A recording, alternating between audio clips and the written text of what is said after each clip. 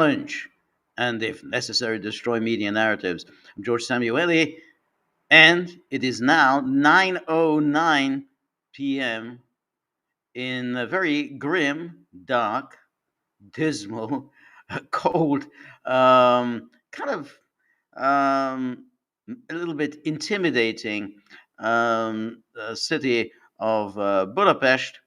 And it's still only the earliest days in October. So we've got 6 months of this awfulness to put up with.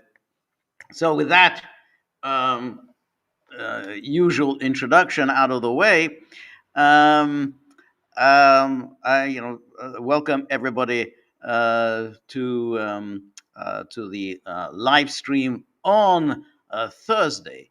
And here's Peter Kovic, who asks, George, what are your thoughts on Angela Merkel's recent visit to Hungary and Orban's warm embrace of her? To be honest, I don't have any real thoughts on it. Orban um, has a tendency to idealize, um, uh, political figures of the past. He used to have somewhat fraught relations with Angela Merkel when she was chancellor, but now that she's out of the picture and Germany is governed by politicians who, in their attitude toward Hungary, are even more unfriendly than Angela Merkel was. So he tends to, I think, is idealizes Merkel, but I don't think it's very significant. I mean, she's finished. She doesn't have any kind of a future ahead of her. But I think he by embracing her, he wants to contrast her with her successor, her CDU successor, which is the current chancellor, Friedrich Schmerz. So I think that's really all it is. I mean, of course, he tended to idealize he tends to idealize all sort of past politicians. So he loves Helmut Kohl. The problem with Helmut Kohl is that he has this picture of Helmut Kohl as the man who was German chancellor at the time of the fall of the Berlin Wall, at the time of the fall of the communists, and Kohl was obviously very much involved in that. So you think, oh, everything was great in the days of Kohl. The problem was that Kohl wasn't really that great. I mean, he did get the uh, the reunification done, obviously, but he was pretty terrible on Yugoslavia, and that was really the first of the post Cold War conflicts, the first of the NATO expansion conflicts. So Kohl, in a way, kind of blazed a trail in Europe of NATO expansion and NATO pushing its boundaries and getting itself involved in the conflicts of other non-NATO states. So the intervention in Yugoslavia, and Yugoslavia is not a member of NATO. It was the beginning of that creeping expansion of NATO, and Helmut Kohl was really a part of it, and so that it falls on him, even though the actual bombing of Yugoslavia in '99 was under the auspices of his successor, Gerhard Schroeder. But Kohl blazed the trail in that. Kohl was part of the whole anti-Serb nexus, and one has to say also in the war in Chechnya, Kohl was on the side of the Chechens against the Russians. So it's easy to idealize people who've long gone. But Kohl obviously is a man of greater stature than Merkel was, and I mean, I'm not sure Merkel really accomplished anything whatsoever during her years in power. Kohl at least can say, well, okay, I was there at the time of the end of the Cold War, and I presided over the reunification. And so it's okay. That will be chalked up to Helmut Kohl's great statesmanship. Then Peter Kovic says, "Was Schmidt better?" Well, I think there were much of a muchness. I think there were, uh, you know, I mean, you would say, the kind of political differences between the two of them was really very, very small. You had Kohl was a kind of a center right politician. Schmidt was kind of center left. But they were very, very, very similar. I mean, in terms of personality, probably not. I'm not sure they ever particularly liked each other. But um, Schmidt, it's all in. He was there, chancellor, when there was actually um, the détente and Ostpolitik was really at its height. And so there were all the various agreements that were signed, and all the major um, relationships that were established between East and West, and we're there when Helmut Schmidt was chancellor. And so one thinks of if one wants to go back to the sort of the great days of détente, well, Helmut Schmidt was there. But in terms of whether, how much Helmut Schmidt himself contributed to this, I mean, it was really, détente was being pushed by the United States, and obviously also by the European leaders, and so they all came together to sign the various arms control treaties and the various treaties of cooperation, in particular the Helsinki Final Act, and that was signed on behalf of West Germany by Helmut Schmidt. But by the time Kohl took over, I mean, I think détente was already kind of fading out, and then the Soviet leaders themselves have started fading out. So, um, West Germany was never really, um, a kind of a leader in the in sort of a Cold War diplomacy. I mean, they did pursue the Ostpolitik, but the Ostpolitik was very much kind of a narrowly focused. And Brandt obviously launched it. Schmidt carried on with it, and so did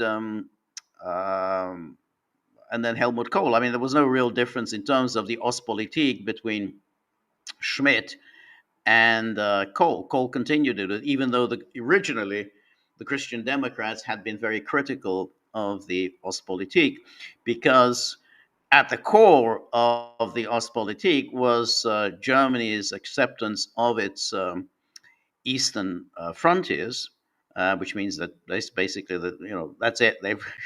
They've lost East Prussia, West Prussia, Poznan, everything once and for all. So they accepted that, um, and they also de facto accepted East Germany as a real existing state, which they all vowed absolutely never to. So, though they didn't formally establish diplomatic relations, de facto, East and West Germany recognized each other as really existing states, and conducted essentially negotiations and some diplomatic relations between the two states. But Kohl continued with that. So Schmidt would meet Honecker, but Kohl would also meet Honecker. So, I mean, Schmidt was more of an intellectual than Kohl. I mean, no one ever accused Kohl of being an intellectual. He was a very shrewd, a very canny politician. He always managed to prevail over his rivals within the CDU and the CSU. So he had that, but he didn't quite have the intellectual pretensions of Helmut Schmidt. Um, and then Schmidt, when he wrote some books, and then he became an editor at Die. I don't think he did too much editing, but at least he gave him a certain credibility as a thinker on international affairs. So for many years he was there as an editor at Die. But Merkel wasn't any of that. She was, I mean, she was more like Kohl, I guess. I mean, just quite shrewd in holding on to power, quite shrewd in outmaneuvering all of her rivals, um, including including, of course, the current German Chancellor Friedrich Schmerz, who was ahead of her in the pecking order. He was destined to be the leader of the CDU, but he was obviously, even then, I think people realized what an absolute incompetent idiot he really was, and so she kind of pipped him at the post, and she became leader of the CDU and not him. Um, So, that's so Essay Dillendam asks, George, are Germans authoritarians, as Jimmy Kimmel says, or just respecters of promptness and planning? I don't really know. It's hard to say. Are they really authoritarians? Germans, in my experience, are quite conformist. They tend to follow the consensus quite religiously. But what happens in those circumstances is that if that consensus breaks down, um, then they can just go absolutely crazy. And that's always the fear one has with the Germans, is that when everything is very disciplined, orderly, then everything's very good. Everyone knows his place. Everyone follows the consensus. But when it breaks down, then they go a little bit crazy. And I think that's what happened in Germany after the total destruction and chaos that followed the defeat in World War One. They just went absolutely insane, because everything just collapsed. All the structures collapsed, all the monarchies collapsed, all of the frameworks that had existed in these German states and German principalities for centuries. Everything had just disappeared overnight, and they went a little bit bonkers, which of course led to terrible things. So that's always the problem that with the Germans. So it's not that I think that they're authoritarian. They tend to be very conformist. They settle on a consensus, and there's not too much dissent within it. So that's why you come across German politics is always seems so boring. Is that somehow, boom, there's a kind of a boring center that dominates everything, and that's kind of the way it's been in Germany, really, pretty much um, since the end of World War II. You think, well, you can't get anything more boring than debates in the Bundestag. Um, and that's the way it is now. I mean, who knows? It might break down again, and who knows what happens. But it's kind of interesting that when that consensus is challenged in a way in which the Alternative for Deutschland is now challenging that consensus, there's a very quick, very ready resort to saying, well, let's just outlaw it. Let's outlaw the Alternative for Deutschland. That's it. It's not within the consensus. It shakes up our smug beliefs about everything, about ourselves, about the world. It shakes us up. We don't like that, so let's just ban it. And that's when you start getting into a lot of trouble. Um, And so that's Germany. Now, I just want to do something very amusing before we start on the meat of the discussion, which is that those two Russian pranksters, Vovan and Lexus, they um, they always seem to succeed, which I'm kind of amazed.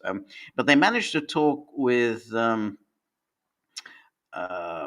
Samantha Power, the sort of the unspeakable Samantha Power, and it was quite amusing. I mean, I've only got a short clip of because she was talking about Moldova, and here she is speaking to Vovan and Lexus on Moldova. So here she is. Well, I traveled for that reason many times to Moldova, and we made unprecedented. USAID made unprecedented investments there. This was not a country that USAID had really had much of a presence in. Very small. We expanded it massively, both for the sake of Ukraine, but of course also for Moldova. And it was a democratic bright spot with President Sandu, a Kennedy School graduate, and a real reformer. I love this Kennedy School graduate and a real reformer. You know that's it. That pure, a truly authentic Moldovan through and through, a Kennedy School graduate. And she narrowly squeaked by the last time, as you know. But yeah, I'm very worried about Moldova as well. Yes, I hope that you already invested some money to fight against Russian influence. We surged resources. I can't remember now the numbers, but I mean, the so-called Ukraine supplementals always had tens of millions of dollars also for Moldova. And sorry for the banging, and that money went much, much further in Moldova than it did in Ukraine because it's such a small country. But all of that money was cut off when Trump came to power. So all of that money was cut off when Trump came to power. So she says there that they poured in millions. Now, Moldova is a tiny, tiny country. So when you think about where is this the amount of money, because that's just the EU, that's just the United States pour in this millions of dollars, and of course the EU poured in millions of dollars. Tiny country, and even within that tiny country, many people are living abroad. You've got the diaspora that lives in Russia, and then you have the diaspora living in Western Europe. So that's a lot of money to pour into this husband. Essie Dillendam says her husband is the big shot at Harvard Law. Yeah, the Cass Sunstein, if that's the right, Cass Sunstein. That's her husband. Yeah. He's a big shot. He's a big professor of law at Harvard. So Esther Dillington, I think Kosovo was at the foot of her career. Well, her career started when she wrote that awful book, A Problem from Hell, I think it was called. And she, said, hey, she kind of enunciated that principle of responsibility to protect. And of course, she lists these genocides, these genocides in the world that the United States and NATO and everything had an obligation to intervene and to stop. Now, of course, she was very selective in what she labeled as genocide. So, obviously, Bosnia and Herzegovina, the Serbs are committing genocide. Rwanda, the Hutus are committing genocide. But of course, she didn't list any of the genocides. So if you're going to go playing with that game, as I never like touching that word, but that's her. She's the pure Mrs. Genocide. That's her raison d'etre. That's her calling card, genocide. But of course, if you are going to use that genocide, she certainly didn't address the genocides such as the one in Cambodia, where the United States may have been involved. Of course, she didn't mention East Timor, which again the United States was involved since the United States supported Indonesia. Indonesia was this vital Cold War ally. So she was very selective in what she dubbed genocide. And of course, that when that book came out, at the height of the whole responsibility to protect further, they thought, "Hey, we found all these great wars that we can support because these wars are all going to be, on behalf of the good, of the realization of virtue." So it's because we're going to go and use bombs and invade country in order to stop genocide. And so she won all these prizes. I mean, that it was showered with awards, and she became a television celebrity. Back then she was nicer looking than she is now. So she was always on television talking about this responsibility to protect the genocides, a problem from hell. Everyone, they love that talk. Yeah, yeah, we Americans, we're so good, we're so virtuous, we're so moral. We have a responsibility to save people. We have a responsibility to use force to save people. So now we can love bombs. We can love our bombers and fighters and our tanks because they're being used for wonderful purposes, the stopping Milosevic. And that's what elevated her to that. And then um, she got a job in the Obama administration, tasked with that the job of stopping mass atrocities. I think that was she headed a board. I think with the task of we have stopping mass atrocities. I've forgotten the name of this thing that Obama appointed her to. Um, and so she USAID obviously was the peak of her career. Oh, it's Marty. Marty's here now. Yes, let's see Marty's the picture that Marty has. Um, Now, obviously, that's Kaya Callas with her customary smirk on her face. Um, Now, the woman who is with Kaya Callas, is she the is she that enlargement commissioner? What Kosh, I think her name is that who she is? Um, I think it's that in the enlargement commissioner. She was the one I did a short podcast yesterday about the the EU is trying to get around Hungary's veto on Ukraine and Moldova's membership of the EU. So this Kosh woman went to Ukraine and she tried to get around Orban by meeting with the leaders of the Hungarian minority in Ukraine and tried to get them to say, "Yeah, we love Ukraine. We want to be a part of the EU. Viktor Orban does not speak for us. No, no, no. No, no. We're a very happy minority. Don't worry about us. We want to be a part of the EU." She didn't get that. They didn't say that. So it was an unsatisfactory visit because that she was obviously hoping for them to say, "No, no, we don't want anything to do with Viktor Orban. We want to we want to go with Zelensky." Um, so that was that. And but as I pointed out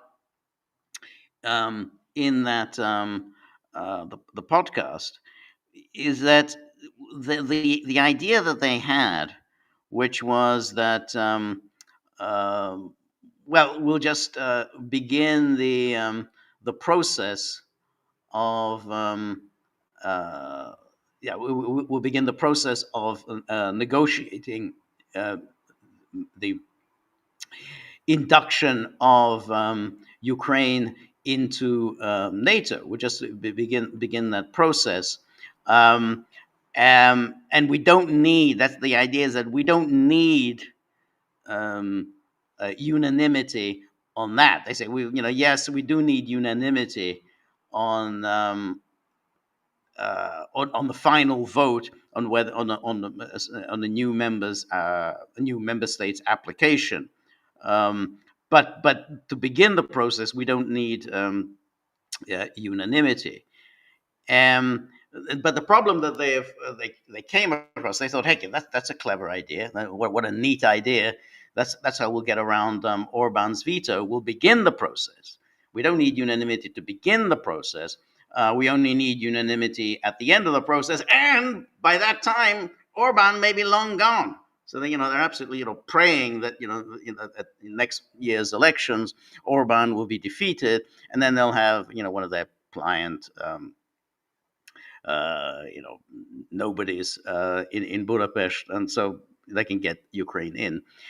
But the problem they have is that other member states don't like the idea that you can begin a process to get a new member in. So, like Greece says, "Hey, I don't like the idea. We can begin a process of getting them in. What if they decide to begin negotiating with Turkey, getting Turkey in? We don't want that. Bulgaria says, well, yeah, we don't really want Macedonia." In the EU, and then of course Greece also says we don't really want Albania, and then Croatia says, well, we don't need Serbia in either. So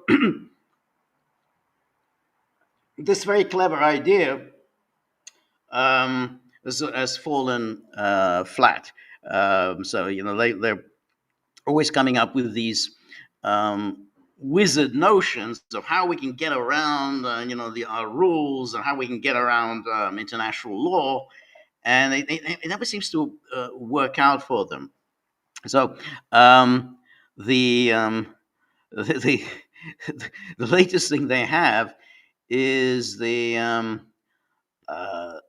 whole thing about using Russian frozen assets. They've been talking about this, as you know, for a long time. Well, how can we get our hands on these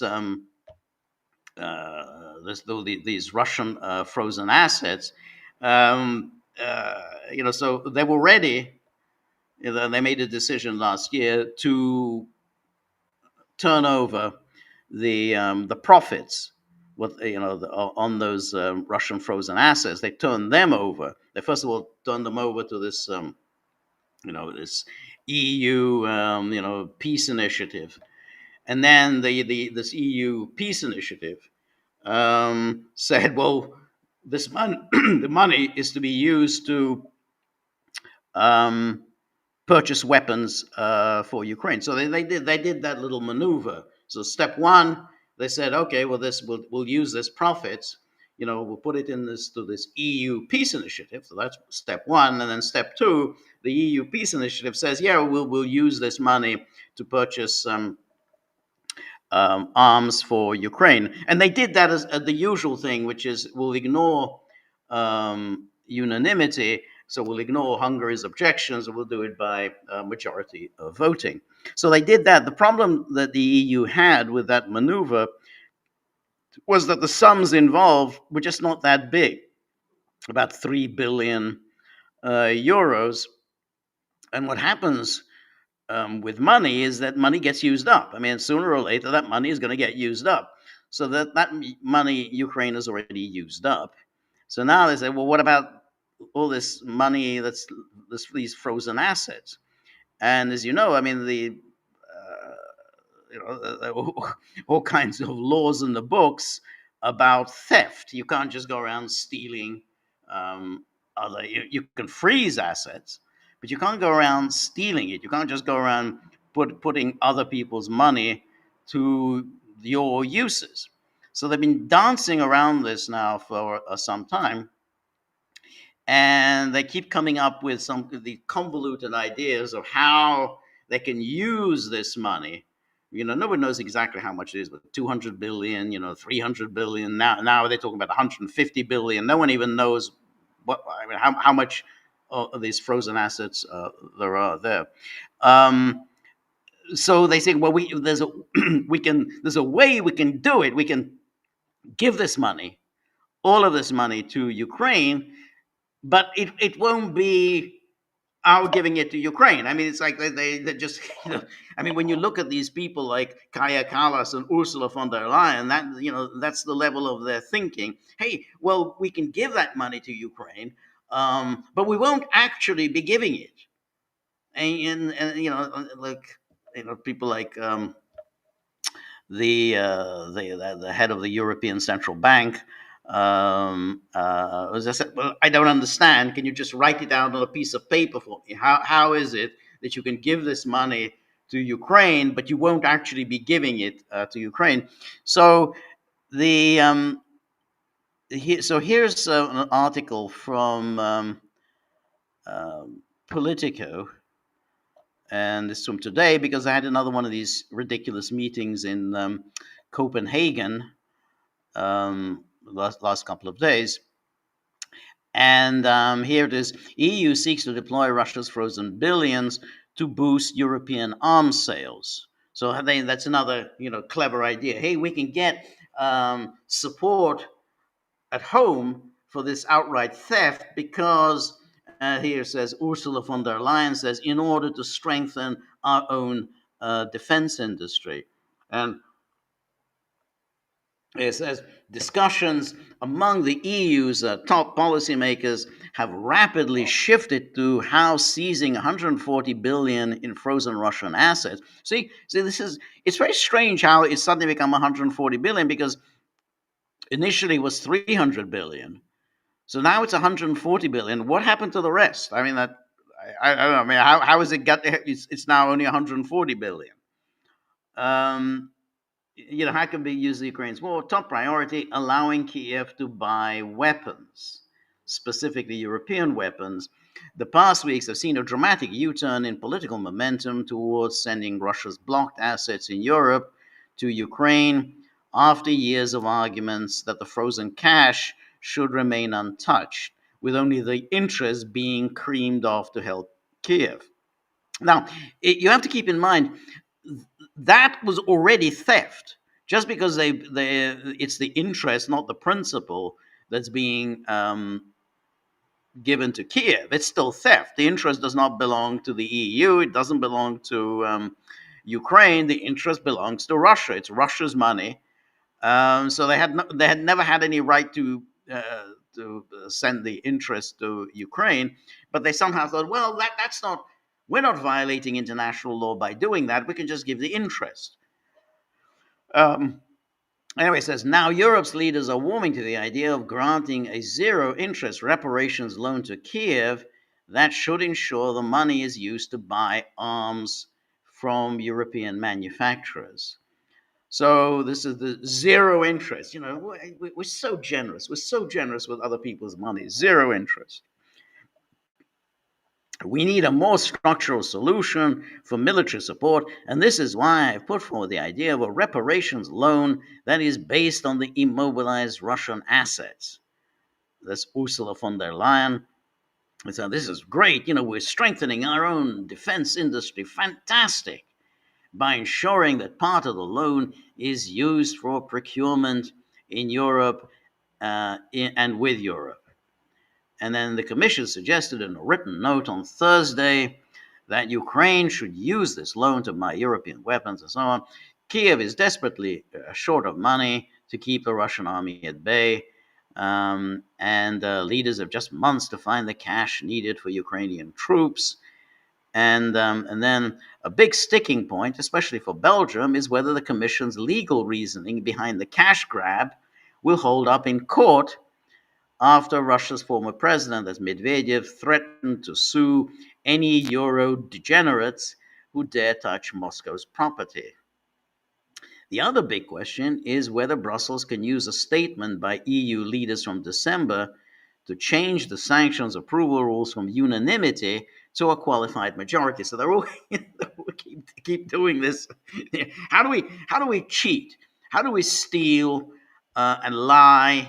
How do we break our own rules? How do we break international law without actually doing any of those things? That's a kind of a brilliant idea. Well, how can I steal someone's property and then not be sued by the property owner? I know. We'll just call it something else. That should do the trick. That's going to fool the courts. And then here's the another story from Politico from today. This is what we learned from Copenhagen. And the frozen assets stay in the freezer for now. EU countries were not ready to endorse Ursula von der Leyen's plan to use Russian frozen assets. And then this is the plan. They say they're swapping the sanctioned Russian cash from the matured assets for a tailored debt contract with Euroclear, the Belgian-based financial institution guarding the deposits. EU officials see this as a clever workaround to avoid expropriating them. But of course, it is being expropriated, which could breach international law. Yeah, that's right. And then one of the reasons the deal was not agreed in Copenhagen is that some countries, especially Belgium, need to be reassured the plan is legally sound. Well, I need to be reassured that this isn't theft. It sure smells like theft. And so we had Belgian Prime Minister Bart de Wever, or I think Wever, Wever, was the most cautious, as his country would bear the brunt of any Russian legal action. After the summit, Commission President Ursula von der Leyen tried to reassure Belgium and other reluctant countries that under her plan, the assets wouldn't be confiscated and that the risks have to be put on broader shoulders. But that wasn't enough, or at least not yet. The next summit later this month could be decision day. This is according to European Council President Antonio Costa. Total moron. I mean, you can just even look at his face, what a moron he is. And then here's Politico, also. EU's G7 Big Three, that's obviously France, Germany, and I guess it's mostly Italy, since it's the EU. So the G7 says France, Germany, and Italy. Want heavyweight allies in seizing Russian assets. So the thrust here is that, well, they know that this is thieving, but they think, well, there's safety in numbers. If we can persuade the Americans also to do some thieving, then at least we've got the Americans on board, and then then we're safe, from any legal action. It seems it's like sort of criminals. Well, if we get more people involved, we got some plausible deniability. Well, everyone was doing it. Everyone agreed on this. It wasn't just us. So it says here, the European Central Bank fears putting Putin's assets to work could undermine the credibility of the euro. Well, I guess it would. Tokyo and Washington would offer useful cover. Notice how even Politico, which is slavishly, obsequiously, sycophantically shilling for the EU, which is what it does, it's bread and butter every day, even Politico is kind of using language. It's providing useful cover. I mean, Politico realizes this is outright theft. Whatever you want to call it, it's theft. The EU's big three in the G7, France, Germany, and Italy, are urging Japan and the US to use frozen Russian assets to help Ukraine, just as Europe is now seeking to do. The European Central Bank fears using Russian assets could undermine the global credibility of the euro. But that concern could be allayed if heavyweights such as Washington and Tokyo were to take similar action. As I say, the safety in numbers. Well, if it's Washington and Tokyo, then say, well, we committed theft, but so did Washington. So, we were all in on it. So it's the principle of, we either hang together or we hang separately. So if if everyone's in on it, then we're safe. Three officials briefed on a virtual meeting of G7 finance ministers on Wednesday said the EU trio had urged the whole group of world leading economies to act in unison on the assets. The White House is pressuring the EU to make use of its stock of Russian central bank reserves, but has yet to say whether it will do the same with the some $7 billion it holds domestically. But of course, that's exactly what the Americans always do. You do it, yeah, yeah. You go right ahead and do it. So if there's any legal action, and of course there will be legal action, then hey, you'll carry the burden. We're not going to do it. You do it, because we don't want to be sued in every court in the world.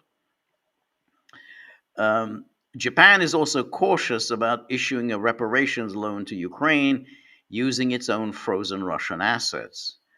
That said, Japan is expected to follow Washington's lead. Well, of course it does. And then the UK said last month it's considering using billions of pounds worth of sanctioned Russian cash to finance new loans to Kiev. Canada also is very aligned with the EU's initiative. And most of Russia's foreign assets, frozen assets, however, reside in the EU.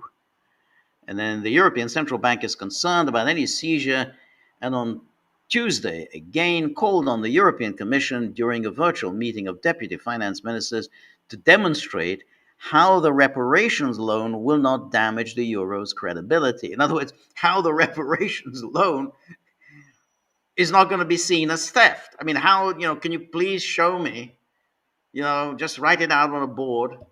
How is this not theft? This is property that belongs to somebody else. How can we take this property, put it to our own use, and it's not theft?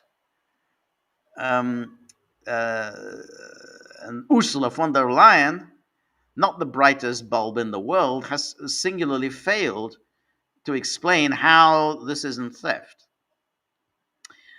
The Commission is confident that national guarantees from EU countries against a €140 billion loan will be enough to allay any legal concerns. So, in other words, what that says, the national guarantees, is that EU countries, without any input from any of them individually, will be on the hook in the event of legal action. So, in the event of legal action, and the courts decide that you have to give this money back,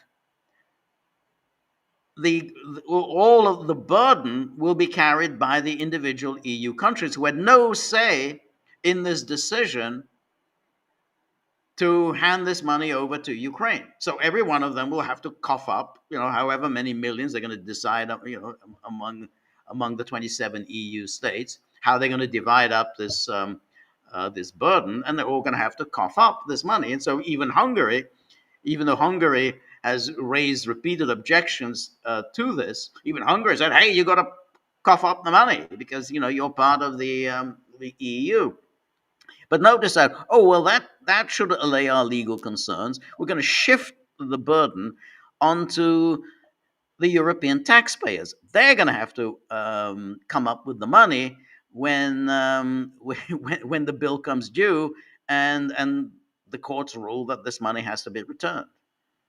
That way, the money would be paid to Moscow immediately if the Kremlin ends its war against Ukraine and pays reparations. But you see, that's not the issue here, because Russia's not going to pay any reparations.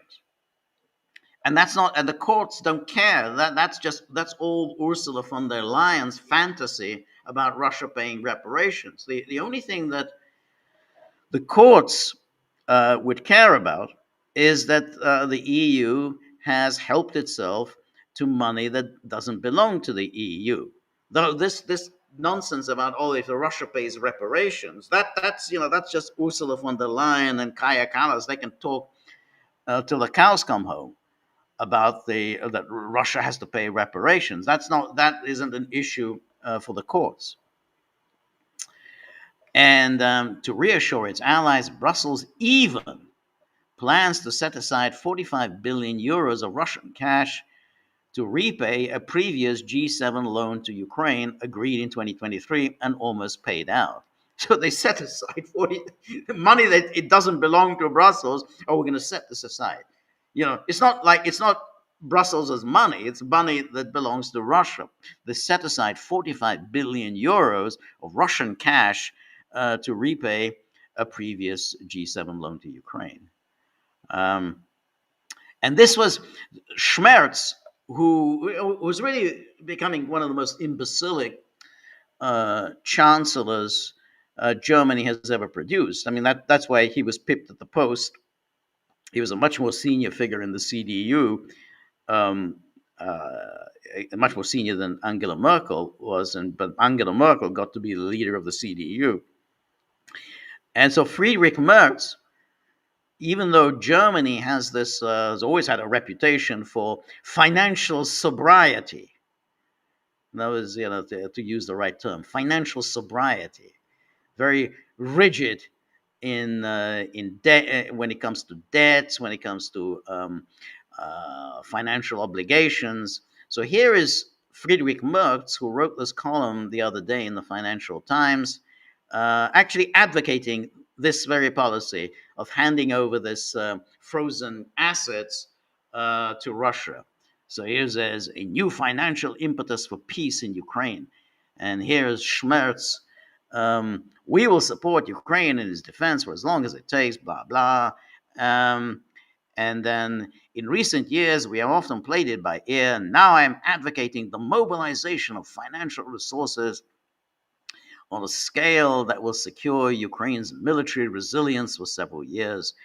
And Germany has been and remains cautious on the issue of confiscating the Russian central bank's assets that are frozen in Europe, and with good reason. There are not only questions of international law to consider, but also fundamental issues concerning the euro's goal as global reserve currency. So whenever one of these people says all this, there are not only questions of international law to consider, but also fundamental issues concerning the euro's role. The next sentence is going to start with a but. But this must not hold us back. So having said all that about international law, the credibility of the euro as a reserve currency, but this must not hold us back.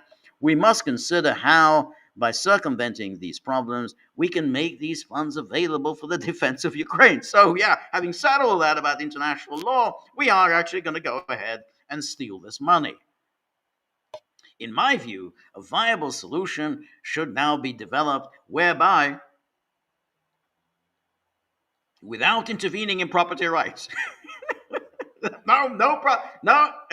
We respect property rights. We're going to steal this money, money that belongs to Russian taxpayers. I mean, it's Russian taxpayers' money that the Russian government made use of, invested in Europe, because that's where they wanted to earn a high interest. So it doesn't belong to us. But we're not going to, without intervening in property rights, we can make available to Ukraine an interest-free loan of almost 140 billion euros. Notice how they suddenly decided on this number. I don't know where this number comes from. This 140 billion. It used to be 300 billion, then it became 200 billion. Now it's 140 billion. I don't know where the rest of that money went. That loan would only be repaid once Russia has compensated Ukraine for the damage it has caused during the war. So notice what he says here. So we're going to take this money, give it to Ukraine, for its war effort. So in other words, Russian money will be used by Ukraine to buy arms in order to kill Russians. So Russian money is going to be used to kill Russians. And we won't have to pay any of this back until Russia has compensated Ukraine for the damage it has caused during the war. According to what law? I mean, what law are we talking about here? How do you get to decide when you pay this money back. Well, we won't pay this money. We won't have to pay any of this money back until Russia has paid money to Ukraine. I mean, it makes no sense. I mean, you've taken somebody else's money. I mean, that's it. It's money that doesn't belong to you. You don't have any say in anything. You don't have the conditions under which this money will be repaid. I mean, that's it. You have to. This money has to be returned. The interest earned on that money also has to be returned to Russia. I mean, that's already gone. Now you've given that to Ukraine, but that also has to be given to Russia because it's the Russians' money. So that loan would only be repaid. I mean, just you have to kind of read this sentence. Just this amazing, amazing fatuousness. It's like this the the Kaya Kallas view of the world seems to be shared by all of Europe's leaders. And this is a guy who has a background in finance. That loan would only be repaid once Russia has compensated Ukraine for the damage it has caused during this war. Until then, the Russian assets will remain frozen as decided by the European Council. But the Russian assets are not frozen. If you hand this money over to Ukraine, then they're not frozen. Um, and then says the funds thus mobilized would secure Ukraine's defense capabilities for several years. I will discuss this proposal with European heads of state and government at our meeting in Copenhagen, blah, blah. And then says, I propose that the European Council at the end of October, we give the mandate to prepare this instrument in a legally secure manner. So let's see if we can find some clownish lawyers who will give us some legal mumbo jumbo to justify this. That decision should ideally be unanimous. That ideally is doing a lot of work in that sentence. Failing that, of course, it should be adopted by the large majority of member states who are firmly committed to Ukraine. Now, when as we were saying, the point is that when this money comes due and it has to be repaid and the money's gone, you can't repay it, the burden of repayment will fall on each of the EU member states. But Merz is saying, oh well, it has to be unanimous. But if we can't get unanimity, we'll just have a large majority. So, tough luck, buddy. To Hungary, who says, well, I don't think we should do this. Tough luck, buddy. You're going to have to cough up some money for this. We should also invite partners around the world that have frozen Russian assets to join the instrument. So that's the safety in numbers thing. And to this end, we will coordinate closely with our partners in the G7. Yes.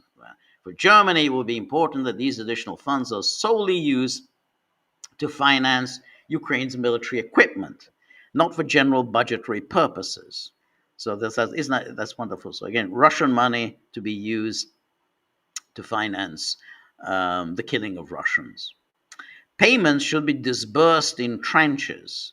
Member states and Ukraine would jointly determine which material is procured.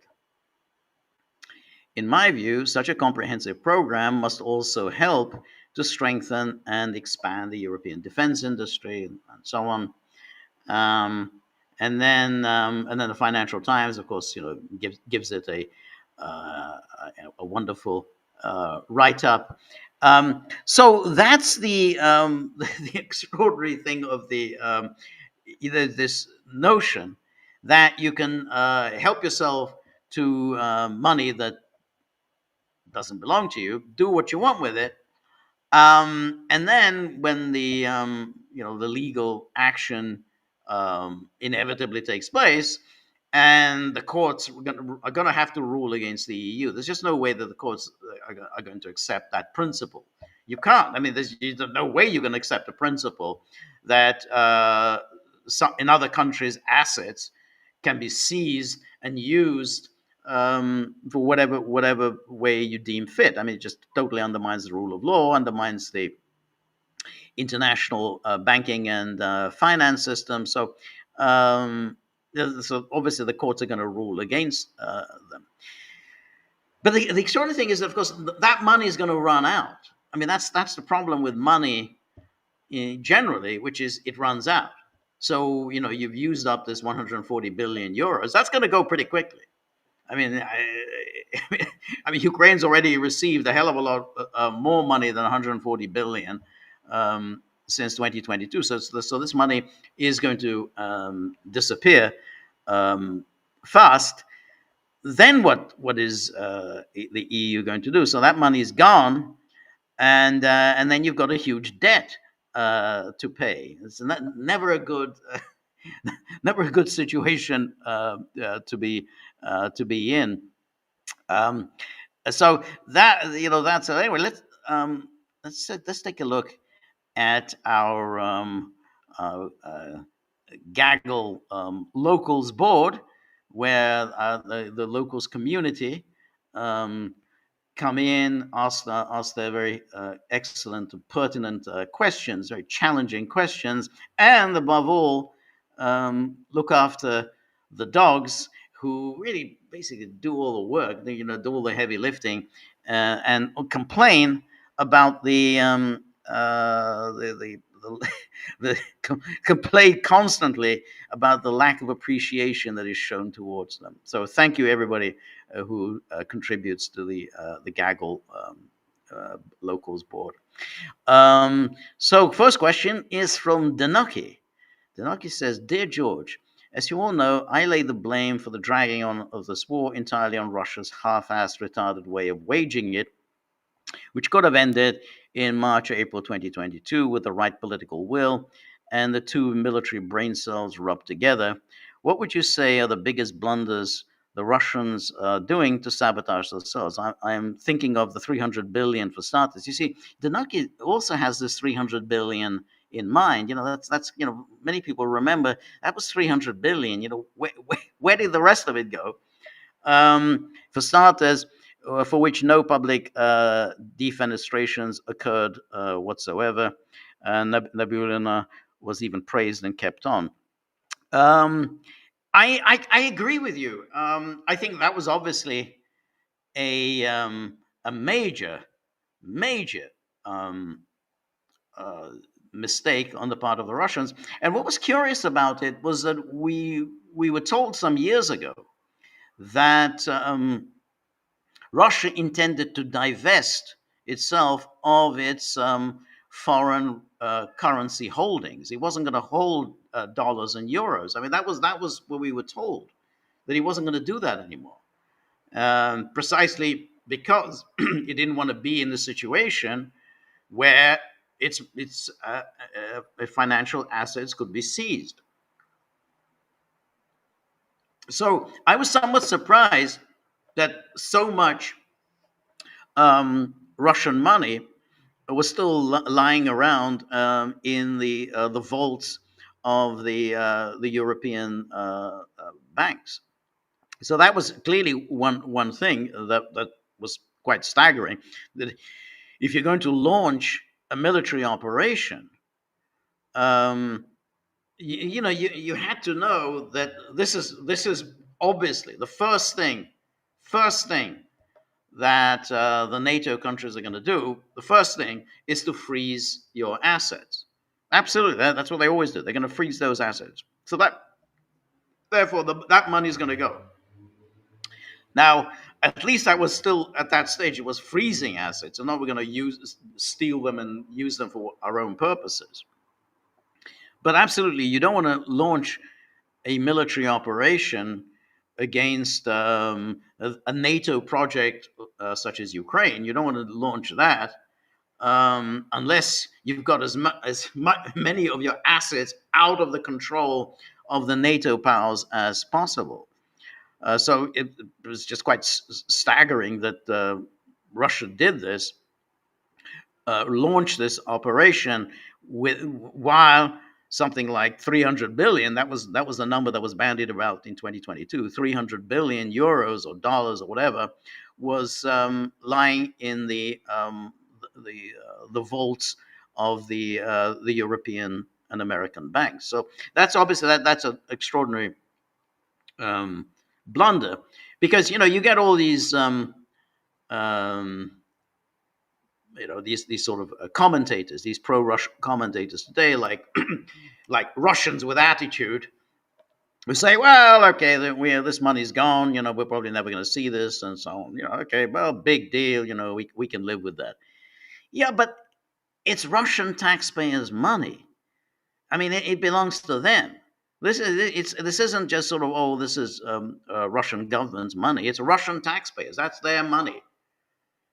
So to say, oh well, that's gone. Okay, well, this money's gone. We lost it. That's a lot of money to lose.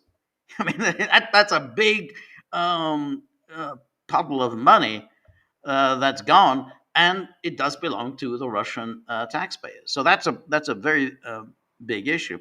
Then, of course, the way Russia launched this operation was very baffling, because my understanding has always been that when you launch military operations, you want to do it on the principle of shock and awe.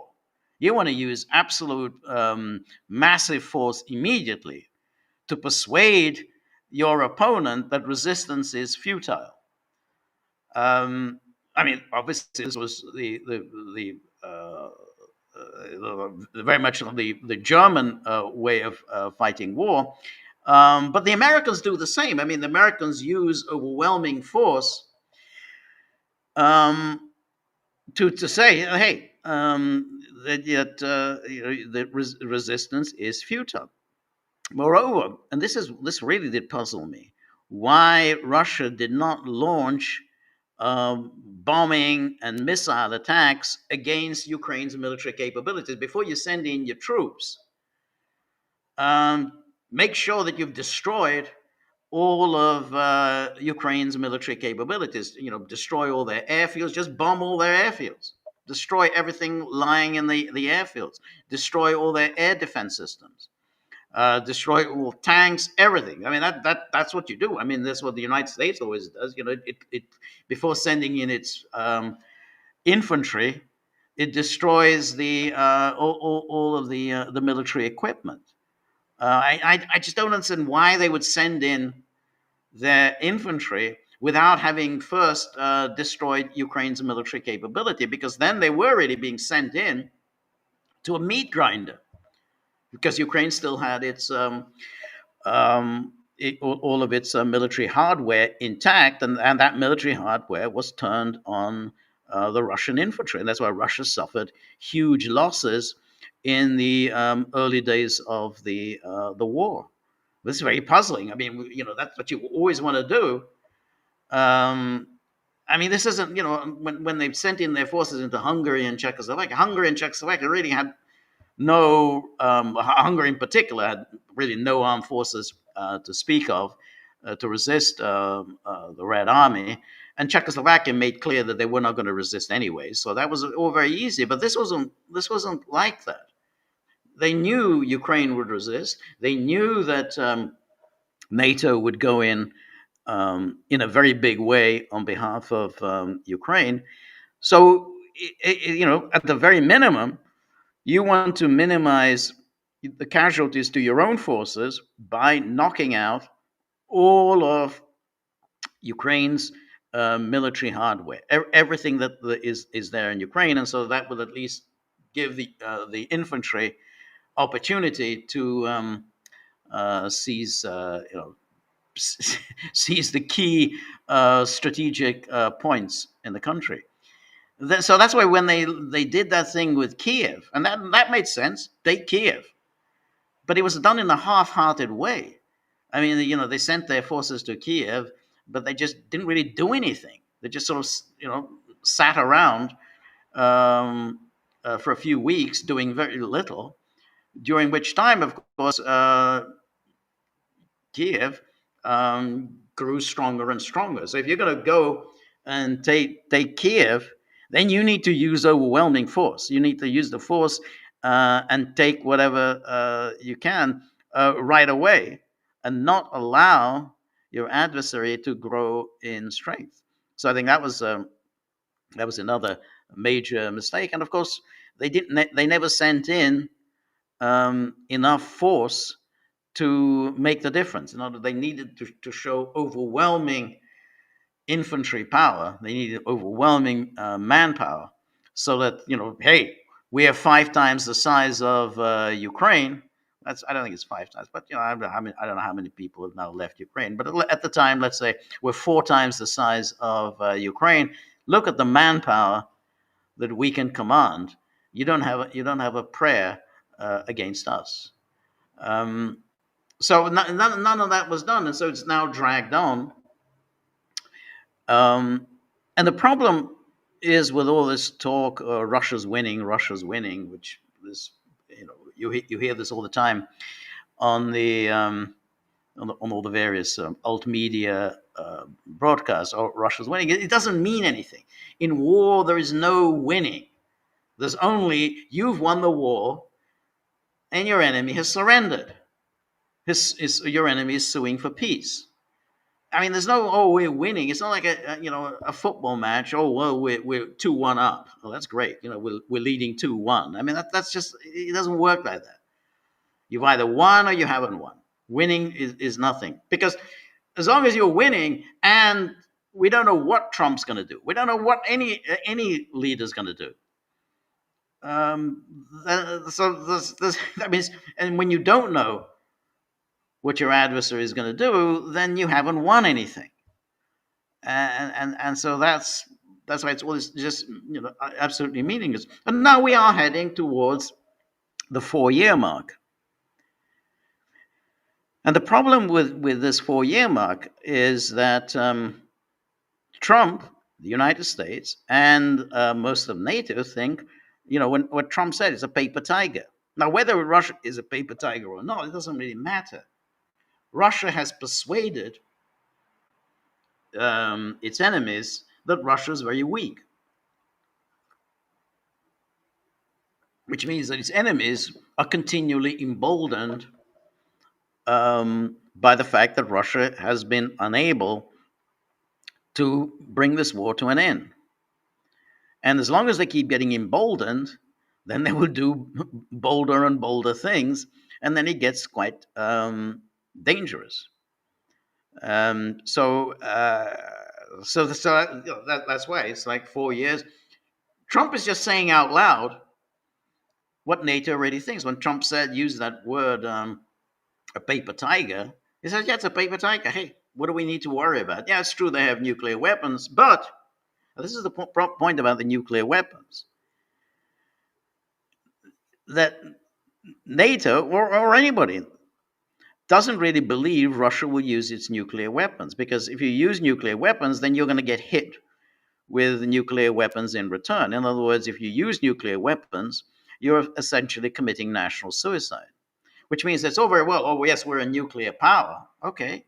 But you're not going to use the nuclear weapons. So therefore, it's not anything that you can bring to bear in any military conflict with a nuclear armed NATO. It can work against a non-nuclear power. Israel can do that against its adversaries because Israel has nuclear weapons. They don't. But when it's one nuclear power facing another nuclear power, you can't just simply say, "Oh, well, we can escalate to nuclear weapons." Well, if you escalate to nuclear weapons, we'll escalate to nuclear weapons. In other words, you're going to commit national suicide if you go down that path. So that's the problem, that the Russian talk of nuclear weapons hasn't frightened NATO, because NATO doesn't believe Russia will use nuclear weapons. Russia is too sensible, too rational to use nuclear weapons. So that's you can take that off the board right away. It doesn't help Russia by the fact that it has nuclear weapons. Anyway, thank you so much, Danaki. Thank you also for all of your fascinating postings. Marty, always very good to see you. What a swell party this is. And Merry Thursday, George and the Gagglers. It's very interesting. Why is in that picture, which we talked about earlier with Kaya Callas, why is she holding that European Commissioner's arm. Why is she doing that? I don't know. So I don't know. I mean, it's like she's dragging her somewhere, and then we have another picture from Marty. Yeah, Marta Kosh. That's it. I thought it was her. Marta Kosh. She says here, I ended my 3-day visit to Ukraine, meeting the anti corruption institutions.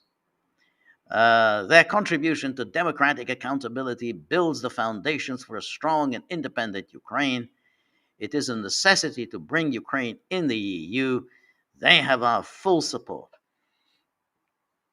This mindless platitudes. Now, of course, all the talk about corruption is all baloney. It's just a mechanism for bringing Ukraine completely under EU US control, all in the name of anti-corruption. So therefore, just like yeah, we're going to run Ukraine. That's what all the talk about corruption means. But it's also that it is necessary to bring Ukraine in the EU. Why? How can you bring Ukraine in the EU when Ukraine is in the middle of a war? When Ukraine, at the very least, 20% of Ukraine is under Russian occupation, and it's a war that doesn't seem to be coming to any conclusion anytime soon. So how can you bring it into the EU? Means the EU has a war on its own territory. And why is it a necessity as opposed to all the other countries that have been waiting patiently to be inducted into the EU, such as Serbia and Montenegro and Albania and so on? But this is they just live in this fantasy world. These EU bureaucrats, and here we go back to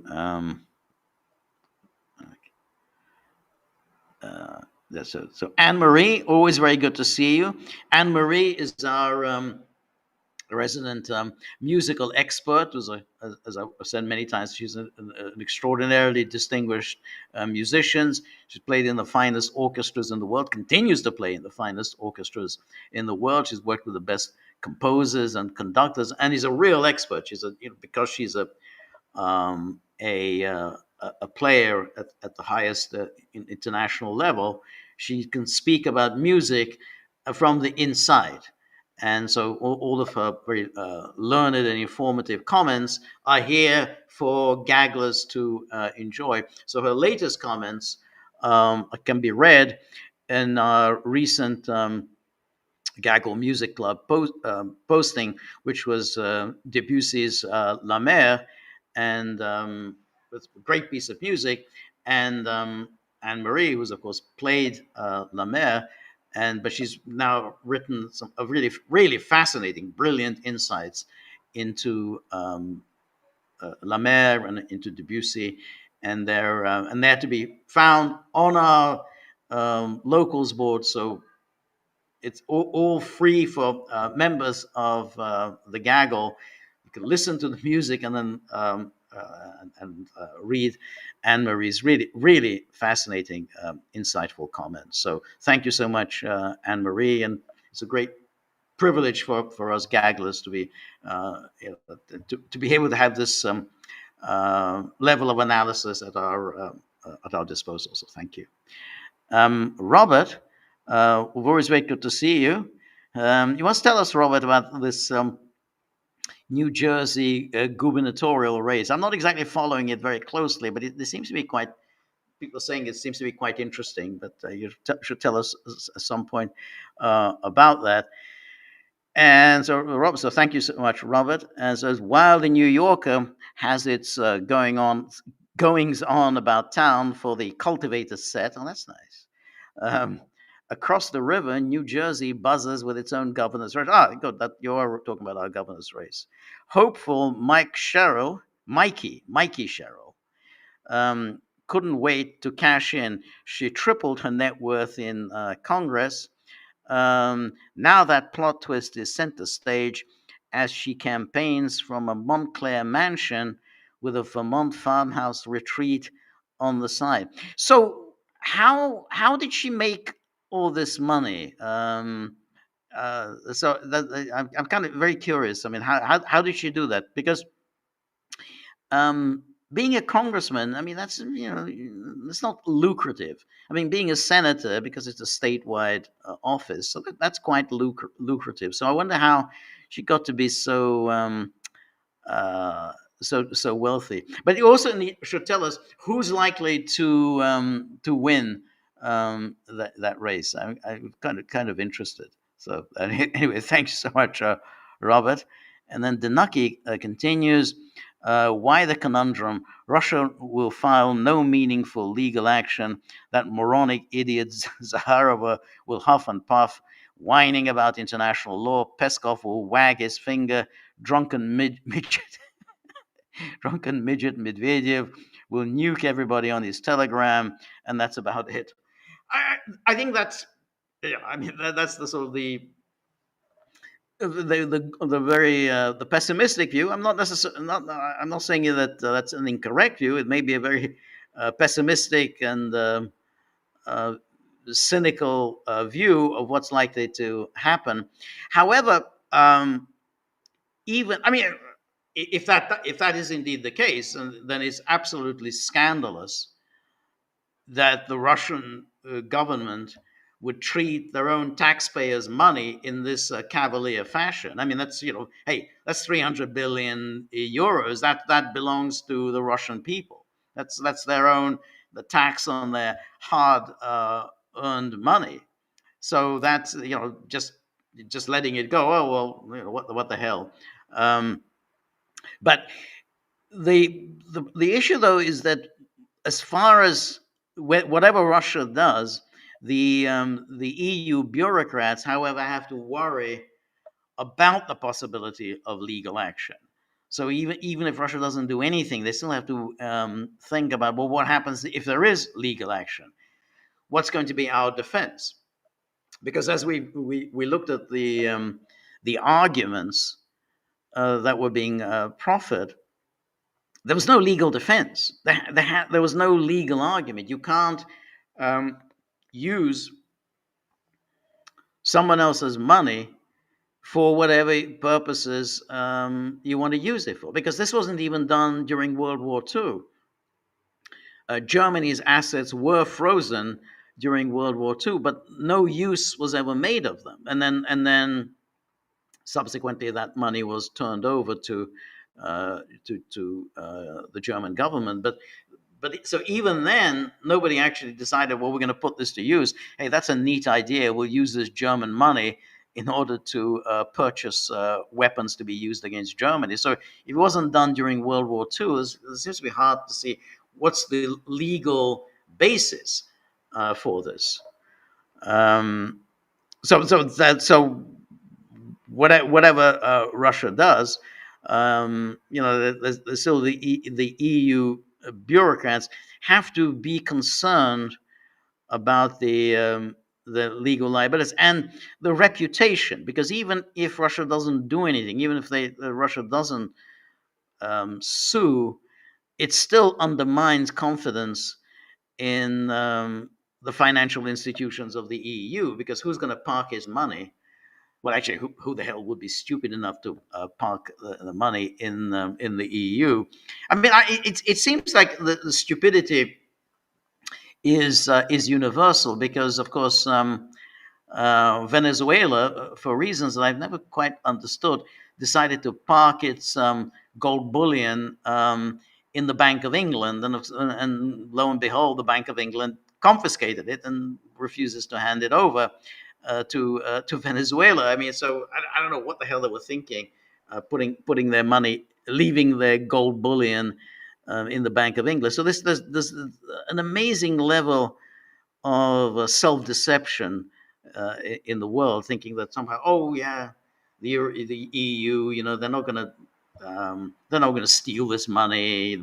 The Bank of England, financial probity, is its middle name. They're obviously not going to help themselves to our gold. Yeah, they're going to do all of that. They're absolutely going to do all of that. So we can say at least Russia's not the only one with a totally naive, fatuous view of its adversaries. So anyway, thanks, Danaki. And Cynthia, always very good to see you, Cynthia. Cynthia is, as I always say, is a film expert, a film scholar, and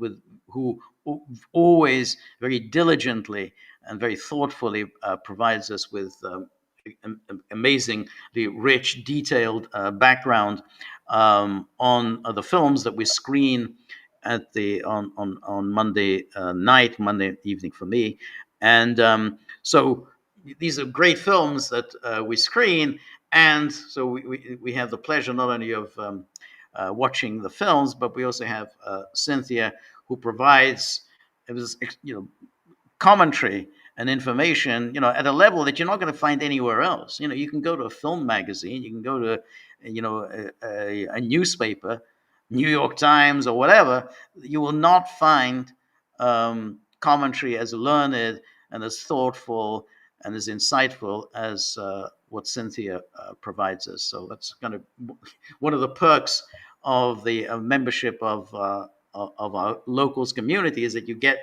to see good films, and you get to read this extraordinarily insightful commentary from Cynthia. So thank you, Cynthia. And we've got another poll for what we're going to screen next Monday. The theme is time, memory, and discontinuities. And so I think there's some pretty good films in that poll. So please vote in that. It looks like it's going to be a very close run race, which I always like when one film doesn't run away with it. So it's going to be a close run race. And so if you haven't voted yet, please vote to decide what will be screened next Monday. And then the runner up will be screened the Monday after. So, yeah, there's still time to vote, so please go ahead and do that. Anyway, to Cynthia's question, so it says, so I hear Larry Ellison and co. acquired the U.S. operations of TikTok from China for $14 billion. Yeah, it's 14 billion, but it's chump change for Larry Ellison. I mean, he's worth something like $500 billion. So 14 billion is just nothing for Larry Ellison, despite the deal being valued at 40 billion. So I mean, I guess he's got partners. I mean, so among whom is of course Rupert Murdoch. Some claim that the U.S. is acting on behalf of Larry Ellison and co. coerced China into accepting such a low ball price. Okay. But it's quite likely that China sold off a large stake in TikTok because it's developing a more advanced social media app designed to render TikTok obsolete. If so, talk about it getting a great deal when it's anything but that. I don't know. I mean, it may be, but if China is working on something really cool, um, that's not going to be on the market for some time, and it's not going to be displacing TikTok for some time. It does take a little bit of time to get something to market and get people to think that, hey, this is a lot better than TikTok. I mean, TikTok is obviously at the moment is a prize app. I mean, it's people swear by it. I mean, there's a lot of uh, the young people. That's where they get their news from. That's where, and so this is what you want to control. And Larry Ellison, so he's got the TikTok. Now, then he's also got Paramount, and he's got CBS, and he could well have CNN as well under his control. So that's really the big uh, communications and news media outlets, all under the control of a Zionist billionaire whose one great passion in this world is Israel. So what we're reaching now is that that's actually the public is being bullied by truly powerful individuals, a handful of them, not many of them, just a handful of these billionaires who use their control over the media and media apps and use their control as donors to universities to coerce the public into supporting Israel. So there used to be a time when Americans used to believe in plucky little Israel, fighting to survive in a sea of totalitarian systems. You know, all these horrible Arabs who want to push the Jews into the sea. The Jews don't have anywhere to go. They're going to be pushed. They're going to be wiped off the face of the earth by these horrible Arabs. We have to support Israel. You know, this plucky little nation beset by enemies. Wherever they go, they're always beset by enemies. That story had some resonance. Went on for a few years. Now, of course, no one believes it.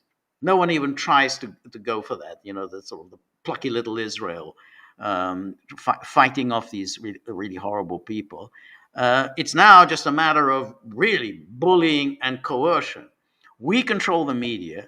We control what you get to see. We control what you get to say. Because of our control of the U.S. government, people can get kicked out, people can get prosecuted, um, and if you don't like it, you're just going to have to live with it or face the consequence. And that's when you got Bill Ackman threatening to withhold funds, and then we had that Robert Shillman, who did withdraw from funds from Charlie Kirk. He said this is serious coercion. I mean, so here we got this, with TikTok. They said, hey, this is where the young people go to get their news. Therefore, we need to control it and get them to watch what we tell them to watch. And then we'll have Barry Weiss, who's this person who has done nothing in her life other than to shill for Israel. She's launched her career as a shill for Israel, harassing professors at Columbia, and then moved on to a nice career at the Wall Street Journal, doing nothing else at the Wall Street Journal other than shilling for Israel. Then she moved on to the New York Times, doing nothing else other than shilling for Israel. Then she founded her own site. Now Larry Ellison, well, was his son, David Ellison, his son hands over 200 million for something that no one reads. 200 million. It's valued at that.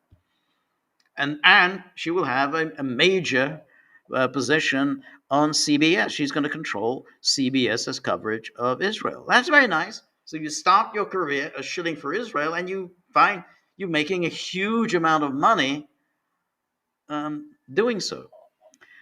So we don't have to now talk about plucky little Israel. You just talk, hey, you want these billions to be used against you. You want to be bashed into the ground. You want to be prosecuted. Um, I don't know. I mean, look, if China comes out with a new app superior to TikTok, and the young people switch over from TikTok to this new app, the same cycle will repeat itself. We'll have all these senators and congressmen who are going to say, "Oh my God, the Chinese government, the CCP, is stealing our data. Is spying on Americans. You know, draining us of all our information in order to take over America. We can't allow China to go on owning this app. China had better divest its interests or else. And then, I think the same cycle will appear, that, hey, well, but instead of China divesting itself, we're going to have a new bunch of billionaires, probably the same ones. I mean, Larry Ellison, he can't not make money. I mean, he's just, it's physically impossible for him not to be making money every second of the day. And then, the same thing will happen. Then this new app will once again be taken over by Larry Ellison, Rupert Murdoch, um, Andreessen Horowitz, and all the rest of them. And then this Dell guy, I forgot about Dell. Amazingly powerful people. With Dell. I mean, it's they figured out how to control the flow of information. Um, anyway, thank you so much, Cynthia. Thank you as always, and thank you for all of your hard work and your incredible commentary. And Robert has a link. Let's a YouTube link. Let me see what's the link. Um,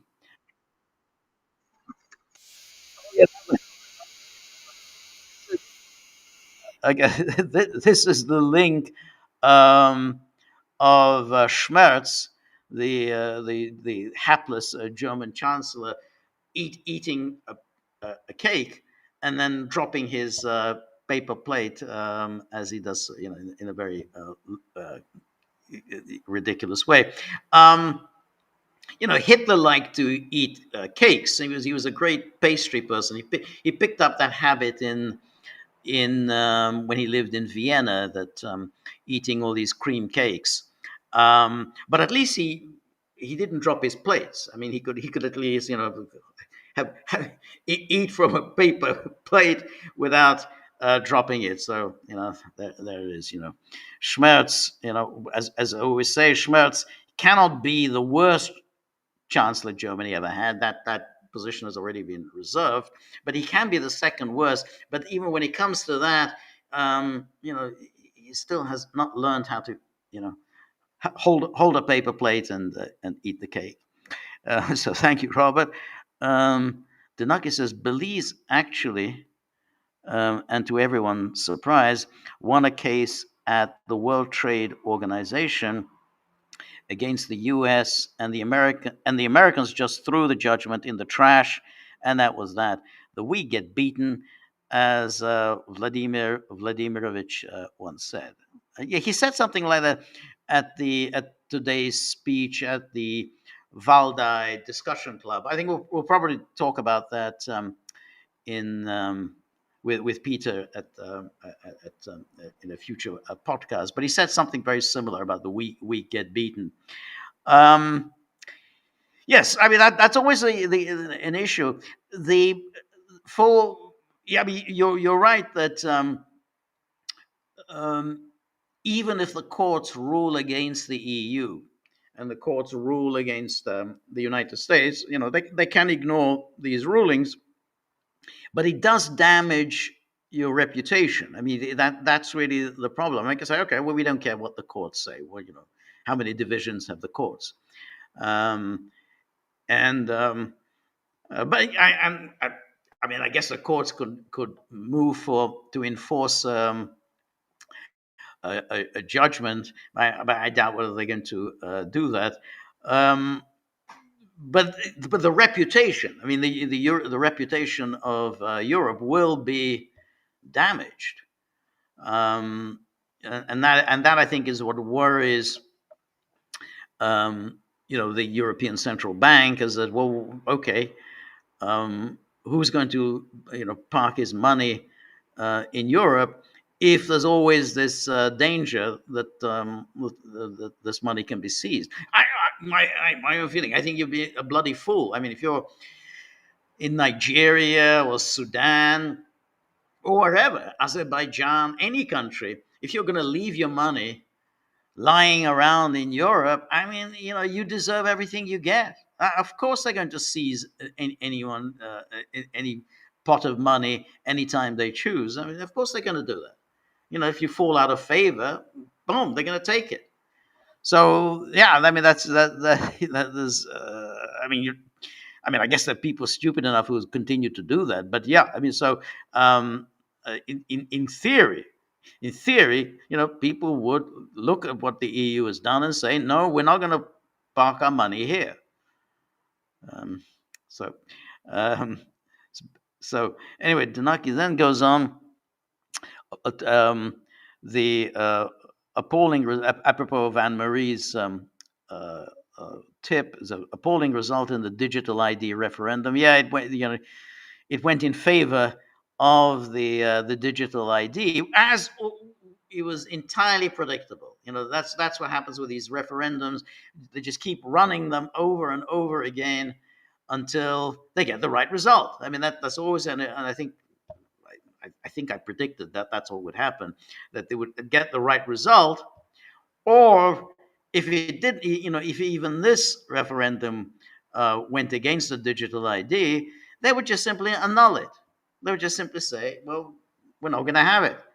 And so yeah. I mean, all of these elections and referendums, now mean so little because I think the public is going to realize, well, if we vote the wrong way, then the election is just simply going to be cancelled. The referendum is going to be cancelled, and they're going to rerun it.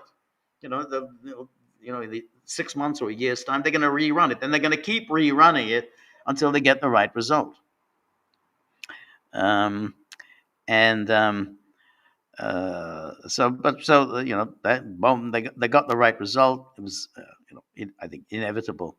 And then Dr. Nostrin says, come on. Yes, it is Russian taxpayer money, but it may have been sufficiently worth it geopolitically.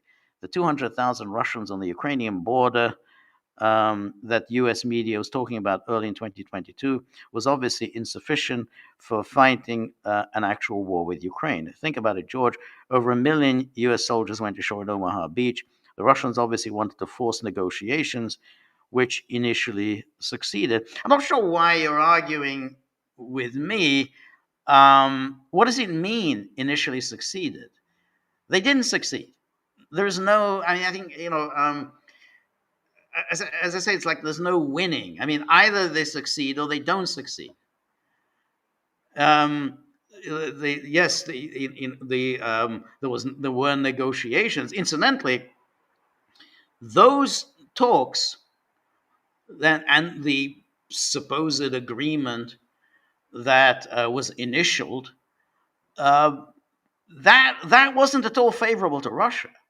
Remember that it was a very unfavorable agreement for Russia. Russia was going to come out with less than it had before the start of the so-called special military operation. It really, absolutely didn't accomplish any of Russia's goals, and in fact, so unfavorable was that agreement which is, I think, that's what persuaded Boris Johnson to tell Zelensky that, hey, if the Russians are willing to settle for this, we can probably push them a little more and get them to settle for even less. I mean, that hasn't happened.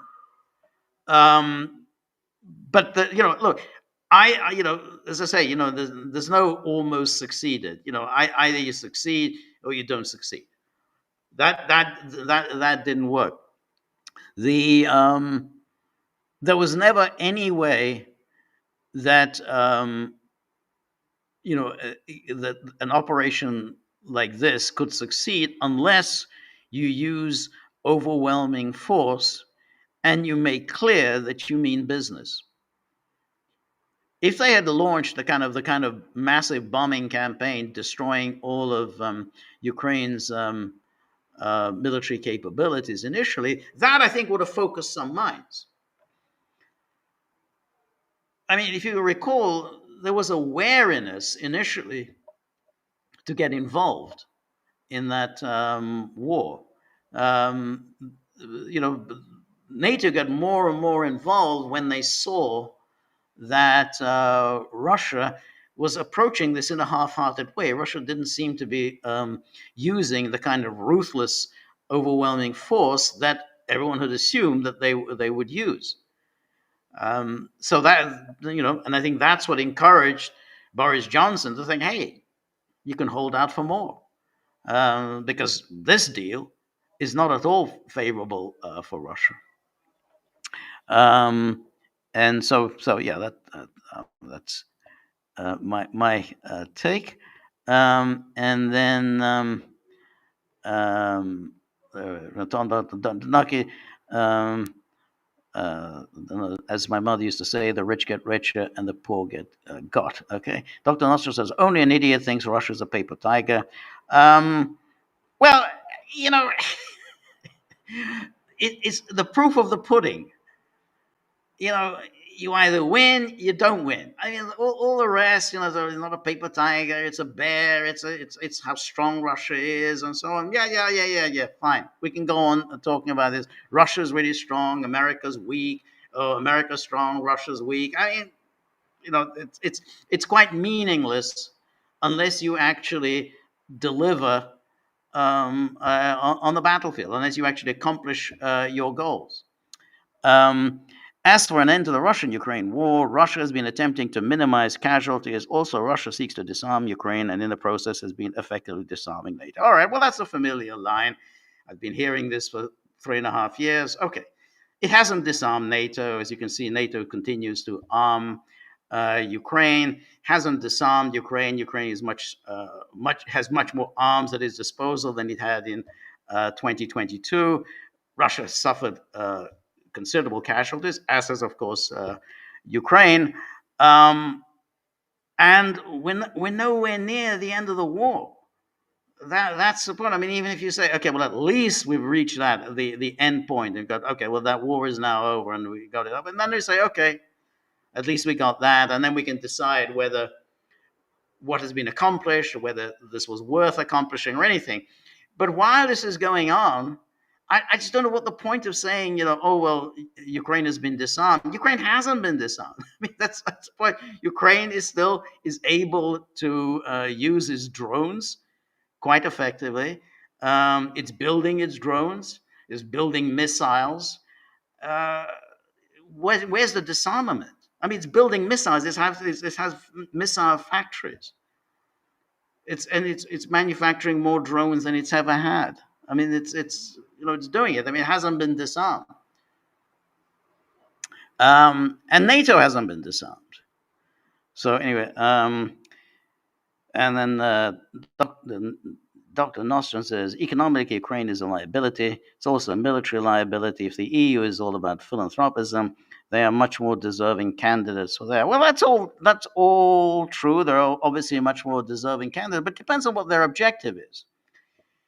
And if the objective of the EU is to just keep inflicting wounds on Russia, hoping just to uh, bleed Russia, weaken Russia, which is what they're trying to do, then they're accomplishing that. Well, so remember, it's Russia who's fighting this war. It's Russia who's suffering the casualties. It's Russia that's bleeding. The EU isn't doing that. The EU is fighting vicariously. That always puts you in a stronger position. I mean, you always want to be fighting vicariously than actually.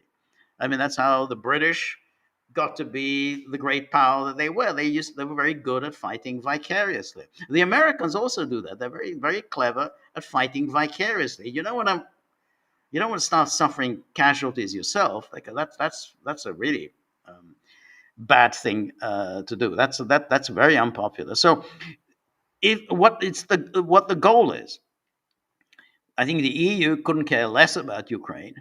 They're not interested in Ukraine. They never were interested in Ukraine, and there's no point in discussing that. Of course, they don't care about Ukraine. Their only interest in Ukraine is to use it as a battering ram against Russia. Um, and they're doing it, and they think, hey, if Ukraine government is stupid enough to allow itself to be used as a battering ram, then the EU and the US is going to keep using Ukraine as a battering ram. I mean, unfortunately, Ukraine doesn't have a leadership that says this is nuts that we're dying in this war. They're allowing themselves to be used as a battering ram. That's and so that's why for the EU, and I think it's now increasingly even on the Trump administration. Let's just keep this war going. Then there's no incentive, and there's no when you look at all these meetings, not one EU leader, with the exception of Viktor Orban and Robert Fico, not one ever says we have to end this war. This doesn't make any sense. In fact, there's a complete, with the exception of Orban, there's unanimity. Let's just keep this war going. They don't really say, "Oh, because we're gonna win" or whatever. We just keep this war going. We're gonna keep fighting this vicariously through Ukraine to inflict pain on Russia. Um, And so, anyway, Robert says Cheryl. This is we're back in New Jersey. Cheryl seen as a favorite in New Jersey's governor's race thanks to her fundraising and profile. But polls are tightening, and turnout will matter. Mamdani, after his surprise New York City primary win, heads into the general as the front runner in a deep blue city, though his bold agenda and limited experience could be a test. Well, um, I haven't followed the New Jersey race, but I'm assuming Mamdani will win. I mean, I just don't think there's any way he can now be stopped. I mean, even if it were a kind of a Mamdani versus Andrew Cuomo one-on-one race, if everybody dropped out of the race, I don't think Mamdani can beat Andrew. I mean, I don't think Andrew Cuomo can beat Mamdani because people. I mean, Andrew Cuomo has been around since forever. He's a he was never especially popular. He's son of Mario Cuomo. He was always just part of a, a member of a political dynasty. He himself, to be fair, didn't really want to run as mayor. He was kind of pushed into this race just in order to stop Mamdani, and he didn't do very well. I mean, I think don't think people want him. I mean, he's just been around for so long. Whereas Mamdani is something new and something fresh. So I'm assuming Mamdani will win. I think the question remains, and we'll have to see what the answer to that is. How much can Mamdani really do? As the mayor of New York, how much power do you really have? Because you can't. It's not like you're a dictator. You can just do this and that. I mean, can Mamdani really open a government run grocery store? I don't know. I'm not sure he can. Um, you know, the state, New York State, has a say in the matter. There's a city council; they have a say in the matter. Um, so, or anything that Mamdani would be planning to do. There's all kinds of inhibitions. Like, if let's say he wants to freeze the rent, well, a mayor can't freeze the rents. It's not within his powers. There's a board that decides these things. I mean, he has some say in who gets appointed to the board, but he himself can't just uh, freeze rents or whatever. So it's an open question. What can he really do? Yeah, I mean, he has a lot of publicity. He can make speeches, talk about Israel and the Middle East and so on.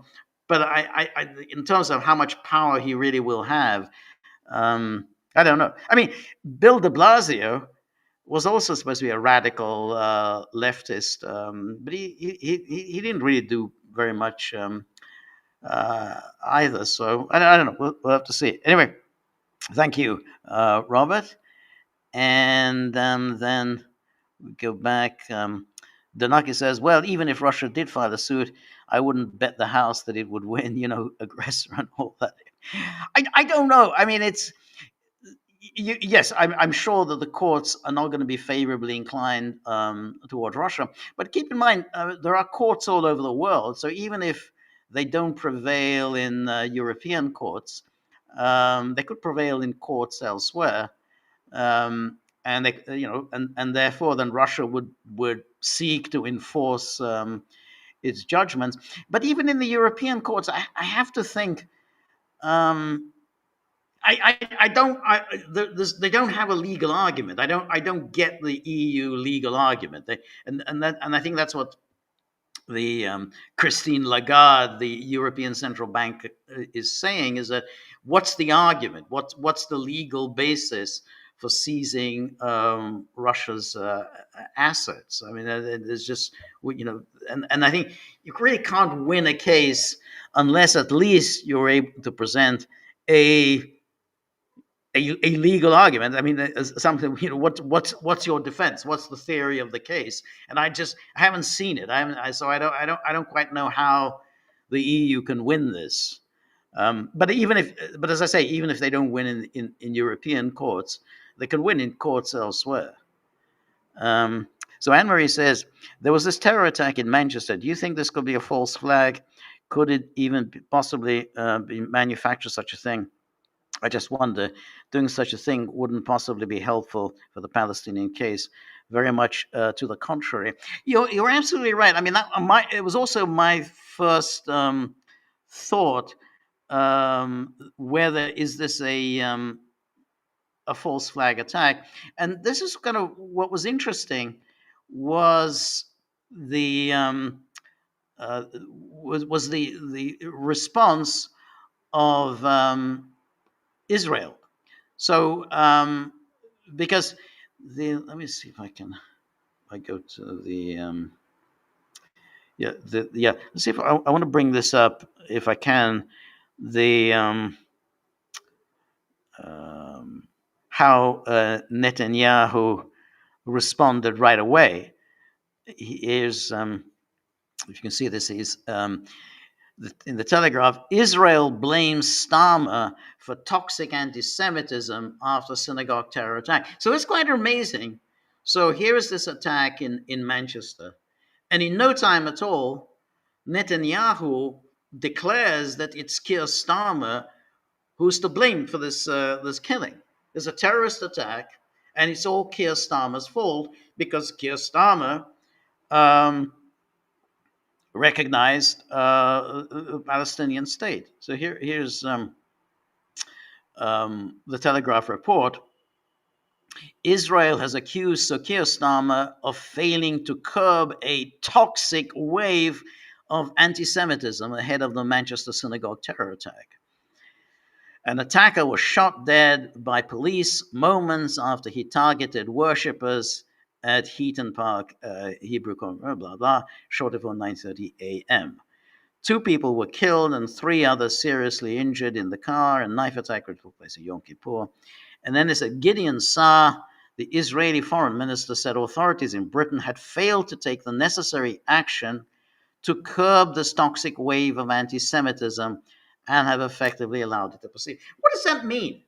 I mean, if you say, well, the British government has not provided sufficient security for synagogues, I mean, I mean, at least that argument might make sense. I don't think it's true, but at least it might make sense. But to say they haven't taken necessary action to curb the toxic wave of anti-Semitism, what exactly is the British government supposed to do? They're already outlawing all kinds of organizations, the kind of the Palestine Action. They've already done all of that. They've outlawed pro-Palestinian organization.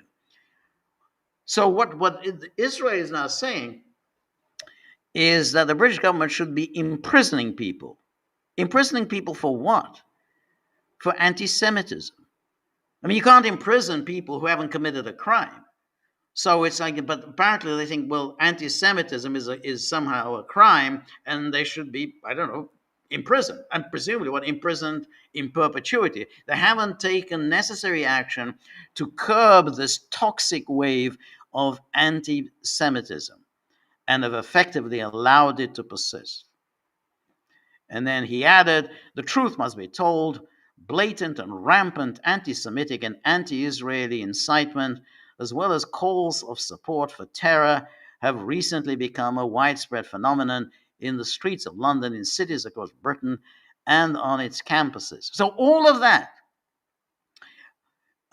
blatant and rampant anti-Semitic and anti-Israeli incitement, calls for support for terror have recently become a widespread phenomenon in the streets of London and cities across Britain on its campuses. So all of that he's saying, everything he's saying here, refers exclusively to the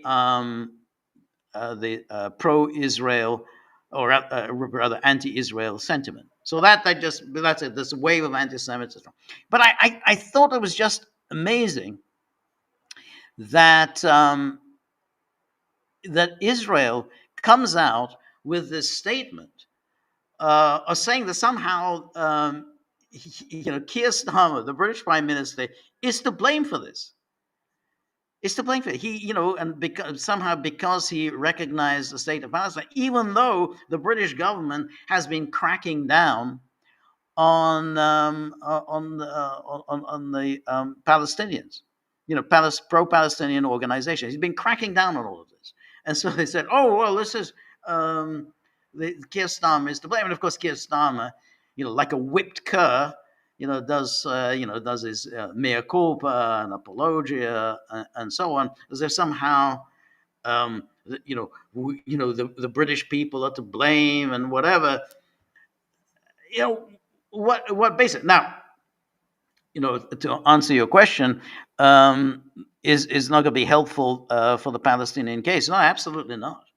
Absolutely not. And I agree. That would be my initial instinct that well, it's a false flag. I mean, I haven't seen any evidence to suggest it's a false flag, but because if you go by cui bono, then absolutely, Israel is the beneficiary, and the Palestinians are the losers of this, because now it puts the British government on the back foot, and it starts apologizing and so on.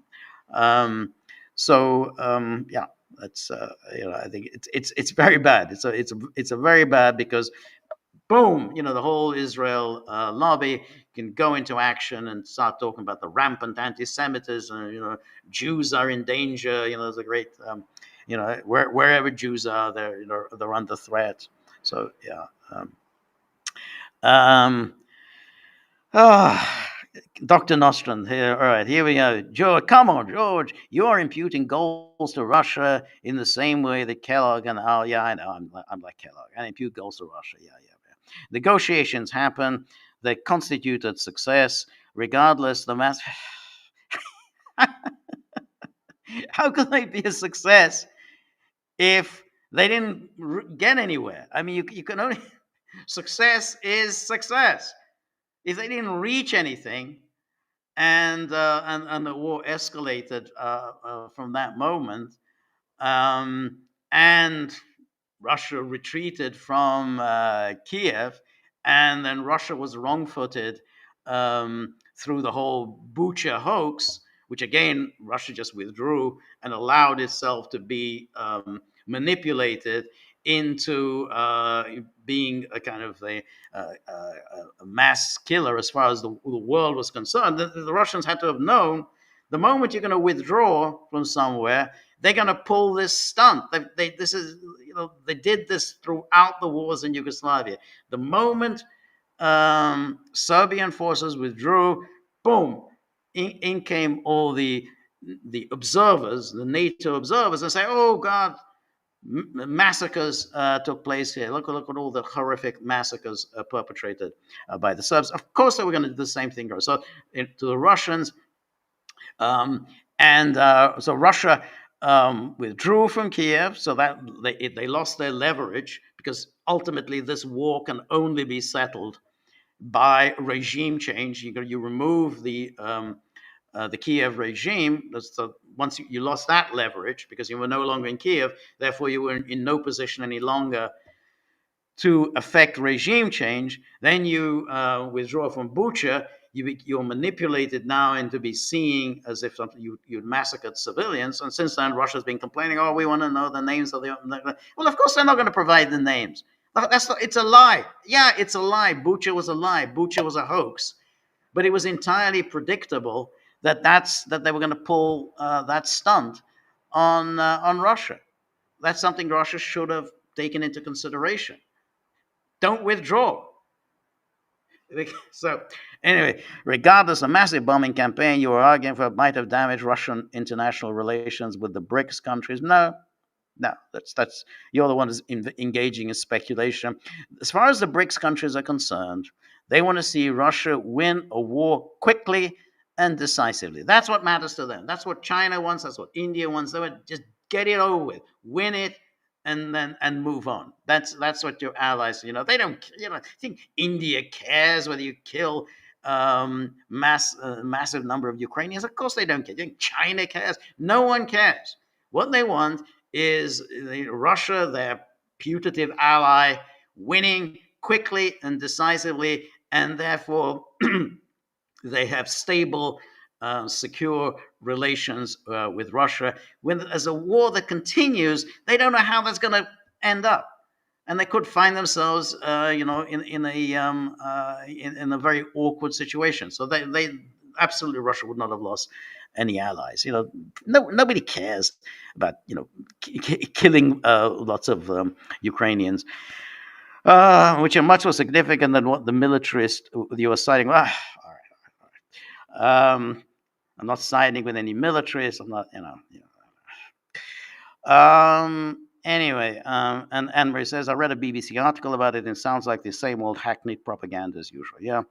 Dr. Ostrom, as for the battlefield, over 1 million Ukrainian killed in action. Nah, you don't know that. You simply you have no basis for making any of that claims that 1 million Ukrainians have been killed. I mean, there may be, but these numbers are all just people just plucking these numbers out of the air. I don't believe those numbers about Ukraine. I don't believe the numbers that are said about Russia.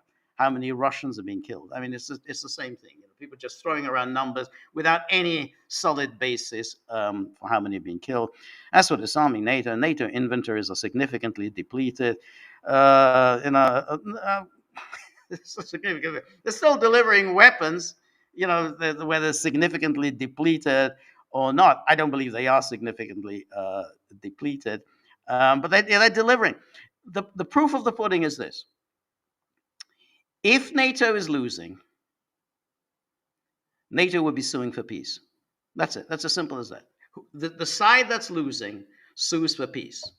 There's not the slightest indication from anyone on NATO that they want this to bring this war to an end. There's nobody in NATO land, with the exception of Viktor Orban, who says we should bring this war to an end. They want to continue. Now, if somebody wants to continue, they don't think that they're losing. So that's just made up. Oh, NATO's losing. Okay, where's the evidence?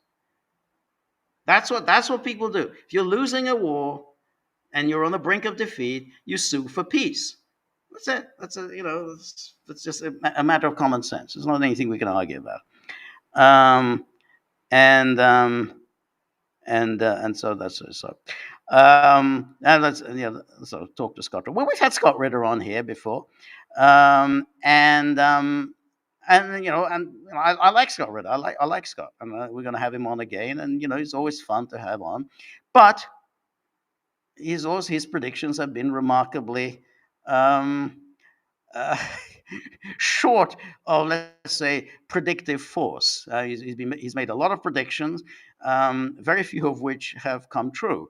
That's fine, but the lesson of that is don't make predictions, because if you make predictions, you're gonna you're gonna be in an embarrassing position. But as I say, I like Scott, and we're gonna have him on again, but I wouldn't cite him as an authority because he's just been wrong so consistently for the past 3.5 years. And then Tanaka says, Xenon extraordinaire, the Duran headline. They don't look very happy in the vid. Trump closer to deep strikes inside Russia.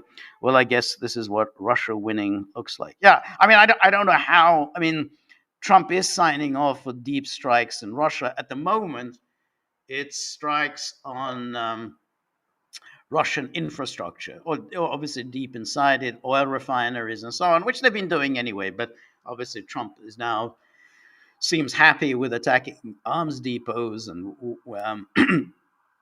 and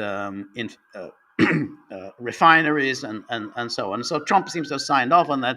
He hasn't yet signed off on the Tomahawks.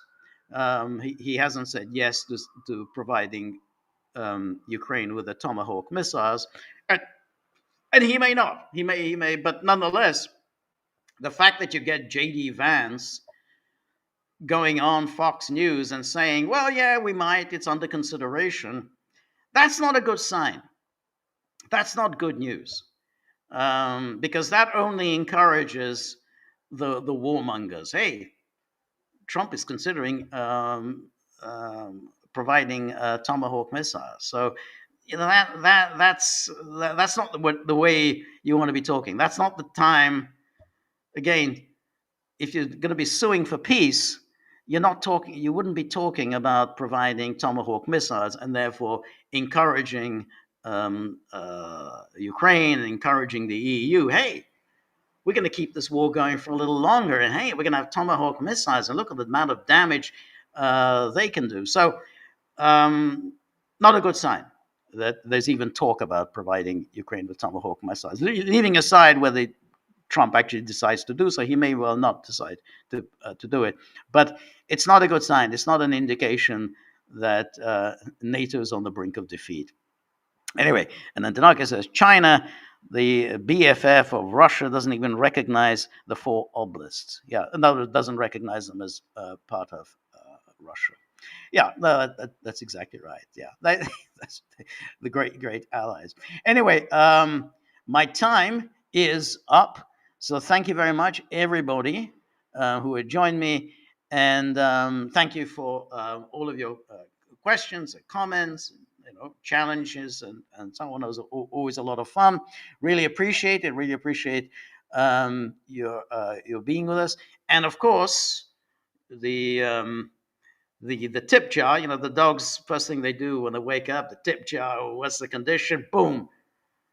Not a good situation. They're gonna attack me, but therefore that's why I appreciate everybody who puts something into the tip jar. That's huge burden lifted off my shoulders. At least I say, hey, got something. Anyway, so thank you. Over the weekend, we're going to do some more podcasts with Peter. And then on Monday, we're going to do our joint live stream with Peter. And then next Tuesday, we're going to do, the solo. In the meantime, please read Anne-Marie's commentary on Debussy's La Mer, and please vote in the film poll as to what we're going to screen on the Monday, and watch The Wicker Man, which we saw on Monday, and above all, read Cynthia's very learned and informative commentary on The Wicker Man. This is all what you get from membership of the Gaggle. So thank you very much for today, and we'll be back very soon. Thank you. Goodbye. Good night. See you soon.